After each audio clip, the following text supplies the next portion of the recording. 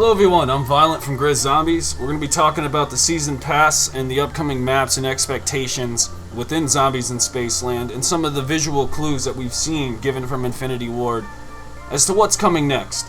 You're probably wondering what kind of expectations you can even have going into this, because each one is a new film.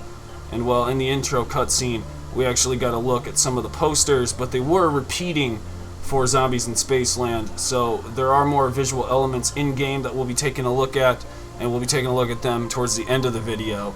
But for now, we're going to be defining Zombies in Spaceland and the storyline encompassing it as we move forward, so we have a better understanding of where we're going, where we are, and what's to come.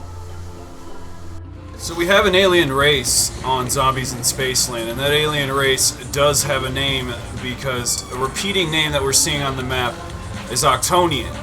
The Octonian pit stop, and what do we see up there? We see an alien referring to the Octonian race. Now, if we go to the Kepler system, we'll see a clear picture of what it was like in the beginning. We had the Octonians discover this land, and as you can see by the alligator and the placement of those legs, that's this area right here.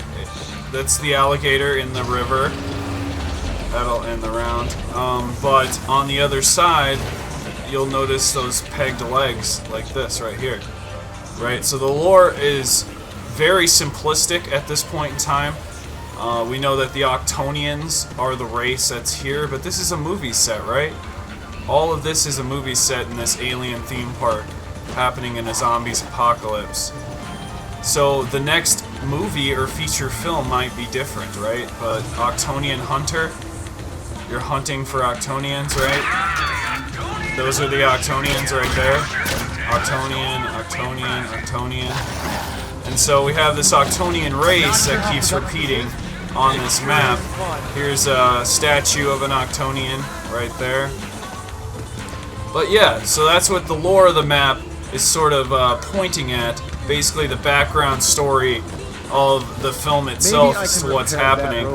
You'll see that the Yetis actually helped sculpt the landscape around Zombies in Spaceland. They carved the ice out and helped in the building, because that's where our ride goes, right? The ride in Polar Peak. Well, the Yetis helped build around that, so the Yetis do have a little function. This is confusing to me only because monkeys in a spacesuit, and that's putting down a flag, right? And monkey's putting down a flag. Now when I think about this, I think of this image right here. When man first colonized Moon, we're not really colonized, but when we first landed on the Moon and put the flag down, we have the same repeating factor right here. So do the aliens, the Octonians on this map, view humans as just monkeys? We're monkeys to them, you know? I don't know. It's tough to say. But there's symbolism. As you can see, the three symbolisms here. We got the Yeti, I think that's the Yeti. We got the alien Octonians, we got the humans that are astronauts. We're going to take a look at these posters next. These posters of all the main areas of the map, Hyperslides, Polar Peak, Cosmic Dance. And now these don't really refer to anything DLC related, more lore related, and they're all over. They're plastered all over this arcade.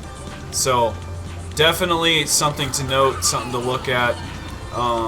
As you can tell, some of these here, it's like a TV show, it's upcoming, music albums that are coming. So there's a lot of different lore elements in Zombies in Spaceland, but we don't really have a detailed story, right?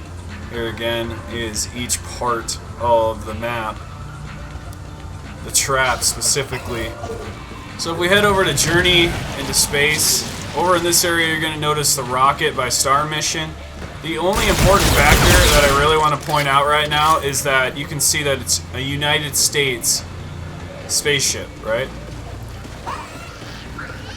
So we know that the United States plays a role in space elements. Anything that does with space and humans, we're thinking United States. At least that's what the lore is going to be breaking it down to, okay? So the only place actually that I've been able to find, I don't know if these were patched out or what, but according to the most recent update after patch 104 and the new game updates that have happened, when you go into Pack-a-Punch, the only place you're going to see something is right here.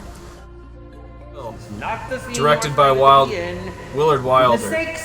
Willard Wilder? It is impossible to find good talent these days. He is a layover with a few hours to kill. So that tells me something about an airplane, a captain kill. The captain on the airplane is psychotic. And then we have Nightmare's Summer. Forget the dark, be afraid of the light. And that looks like it takes place on an island or a beach. But those are the only two. Those literally are the only two posters that are shown in the map. Like, you have to go into Pack-a-Punch in order to find out, so basically, that's all you're able to find in-game. Infinity Ward did tweet out an image, a teaser image a while back called Disco Devil. It also said only in theaters, just like the other movie posters. It does remain to be seen, though, if this is a confirmed image for another DLC. This would make our third image, possibly, for a DLC 3.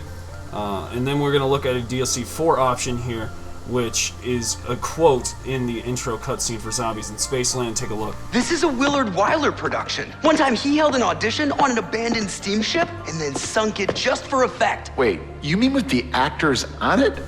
And for the time being, that appears to be all the information for the upcoming DLC. We have Zombies in Spaceland, the DLCs 1 through 4, which is a strong possibility of being Nightmare Summer, which is a zombie island, Captain Kill, which is an airplane map, Disco Devil, which has an evil dancer on the poster, and then we finally have the abandoned cruise ship, which we've heard rumors about, which may or may not be one of the DLCs. There is a strong possibility as well that this may have been something that Willard Wilder did in his past, so we have to keep that in mind as we move forward. As of this current time and period, I do have all the Easter eggs done on my channel of the main quest. There are things that are left behind, like the Ghost and Skulls Easter egg that I have not accomplished. This gives you a full perkaholic, if you didn't already know. Doing this co-op is extremely difficult. I'm not sure what my problem is. Either I'm not trying hard enough, or my other teammates that are with me are not pulling their weights. Either way, I think this is a lot easier to accomplish solo. But we're going to be moving back to Black Ops 3 mod tools very shortly. So if you guys enjoy this type of content, enjoy informational things about the storyline, lore, and as well as Easter egg guides, be sure to subscribe. I got you covered the whole way through this entire DLC season. And so I'll see you guys next time. Be sure to leave your comments below, and I'll see you guys then. Viollent out.